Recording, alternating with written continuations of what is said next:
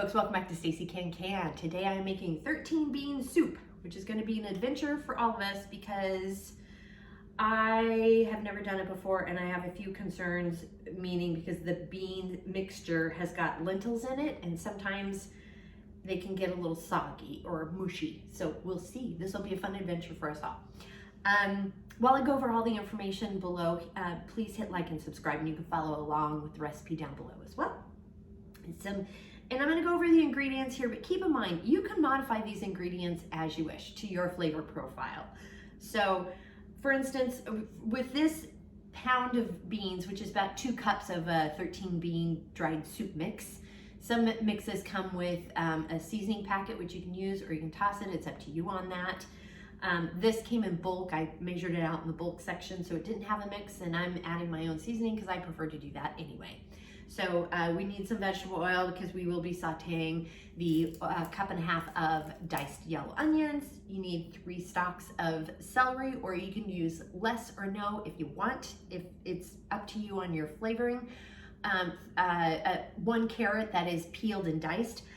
We don't love cooked carrots in our house, so I only use like 1. You can actually swap out. You can have more carrots if you want. It's up to you.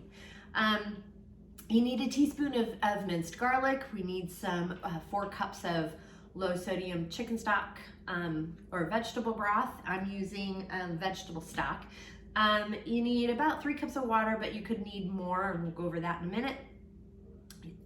8 ounces of tomato sauce, 2 teaspoons of chili powder.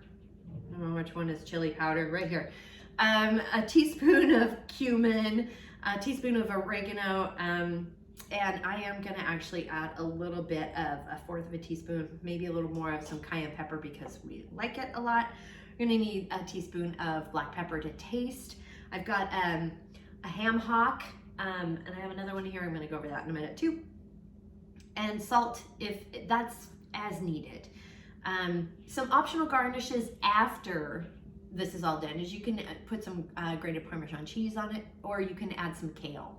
You can probably add kale into this, but I chose not to because I'm not sure how well it will pressure can, if it'll get kind of too mushy in the pressure canning process.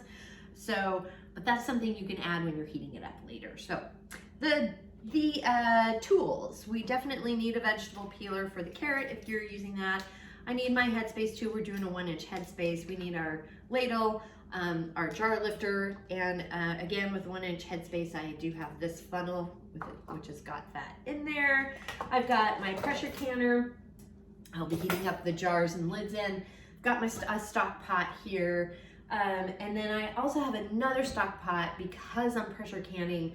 I have actually heated up one of these ham hocks in it for the flavoring. More on that in a bit as well. So with all that, let's go ahead and get started. So one of the first things I did is I took a ham hock and I put it in the stock pot and covered it with water and brought it to a boil, and then let it simmer for quite some time. And this is what it looks like. Now the reason why I'm doing this is this particular recipe calls for some ham in it. You don't have to use ham if you don't want to. You can skip that and make it vegetarian, or you can use regular sliced up ham, not sliced, but you want chunks of ham. Well, I was at the store, they didn't have any. So any like whole ham that I could cut into chunks. I didn't want to use the slices because I think it'll fall apart when you're cooking it too much in the pressure canner. You can also add it after you cook or after you open your jar of beans. It's really up to you on that. But I chose to put this in here because I'm going to use this broth that it made to flavor the soup, to give it that meaty flavoring that I am looking for in my soup. But it's up to you. You do you on that. Now I overnight soaked my beans, which is you just want to put your beans in a bowl, a big bowl, and like definitely cover the water by about 4 or 5 inches because they're going to absorb quite a bit of water. And the reason why I do that, I prefer it over the quick soak, which is you would put it all in a pan, cover it with the same amount of water, bring it to a boil, and then turn the heat off and let it sit for 30 minutes, drain the water, and you're ready to go. I don't think the beans turn out as well for me. I like an overnight soak better. That's just my personal preference, but you do you on that. So now I'm just going to go ahead and drain the beans. And I'm gonna do a quick rinse in between each as well. It's a good idea to rinse your beans after you either quick soak them or long soak them, just because sometimes there's a lot of gunk in the water that they soaked in, so it's just a good idea to give them a quick rinse. I've got all the beans in the pot here, so I'm going to add some of the vegetable stock as well as some of the water that I soaked or boiled the ham hock in. So kind of doing a little bit of a half and half, and I'm gonna eyeball it. I'm just taking out about 2 cups of this, and then I'm gonna do another 2 cups of the vegetable stock just to give it a little bit of flavor. And then I'm gonna add a little bit more of the stock because we do need to cover the beans pretty well. And then I'm going to go ahead and start adding the vegetables. And now I'm gonna just chop up these vegetables to put in my soup. Now I'm gonna measure out all of the spices here, and I am gonna add a little bit of salt, probably just a teaspoon. There is some salt in the ham stock, in the ham hock, but I have a tendency to go a little light on salt because you can add it later, but it's hard to test it when you're pressure canning because you're not cooking everything completely before putting it in the canner. So I got the onion, the 1.5 cups of onion diced and ready to go. Add it to the pot. Now I mentioned sauteing it at the beginning. I have no idea what I was talking about. I am not sauteing these vegetables. And then I'm adding the 3 celery stalks and the 1 carrot peeled and diced. I kind of left the carrots a little bit bigger than maybe some people would, but this is a way for me to then pick them out because I don't like them, because I'm a 4-year-old toddler when it comes to cooked carrots. Now, I just combined all the spices here that I'm sprinkling in. This has got instead of minced garlic, I used my own garlic powder that I recently made.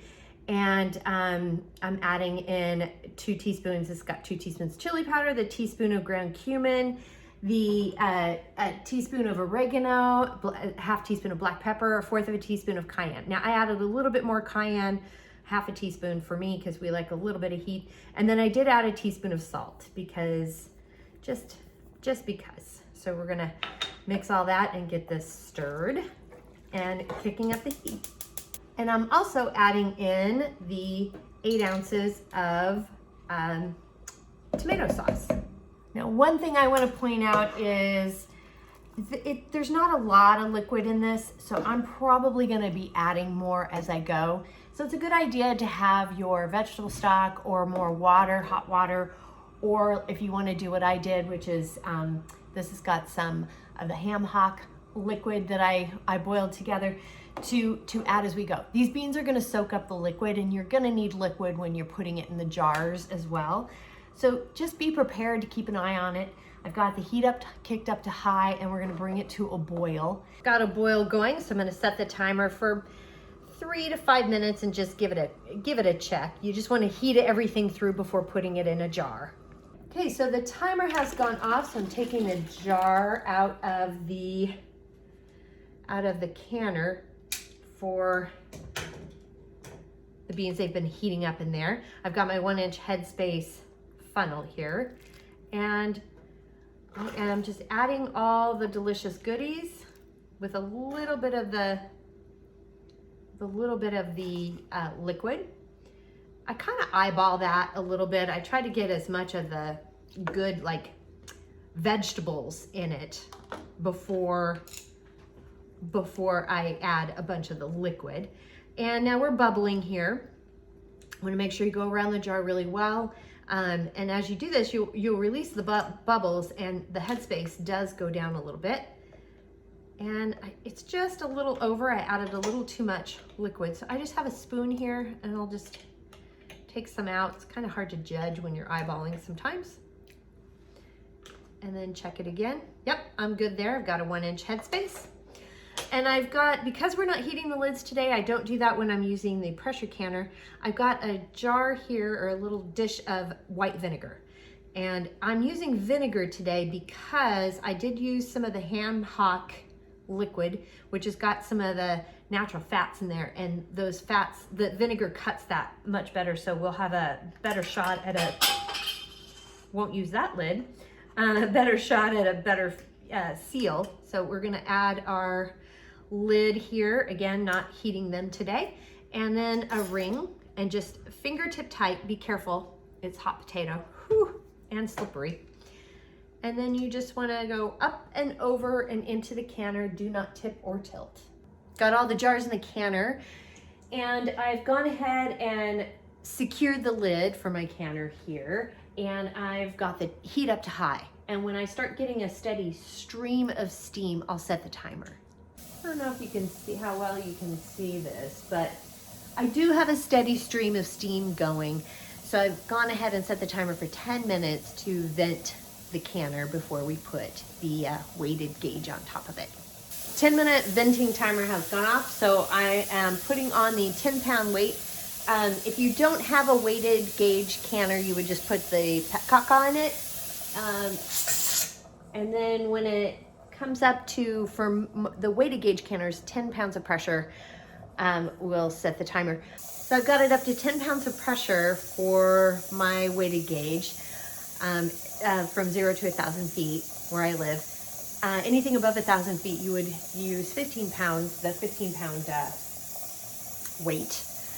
Also, I'm setting the timer for 60 minutes for pints. It's 75 minutes for quarts. But it depends on your, for all the altitude and additional information, just check over here on the side, and then also look down below in the show notes, because it does vary from dial gauge to weighted gauge canners. As I'm doing pints, the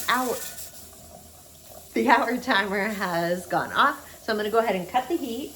So I've turned it off, and now we're just gonna wait for the gauge to go down to 0 before taking the weight off. The dial gauge has gone to 0, so I've set the timer for 10 minutes to give the jars an opportunity to settle into the canner, and the food inside the jars to settle before opening the lid and taking them out. The 10-minute timer has gone off, so we're gonna open up the canner. And with this canner, because it's got these, I don't know, these equally distributed, I cannot for the life of me remember the words, what these are called. But you just need to carefully loosen them up on each side. With a regular pressure canner, you don't need to fuss with that as much. And just carefully remove the lid. I'm gonna lift it up and over and away from your face. Look at that steam. That is very hot, and that will give you a facial you do not want. And just carefully remove the jars from the canner. I'd like you to look at that. Look at how steaming and hot and bubbly it is. Looks pretty though, doesn't it?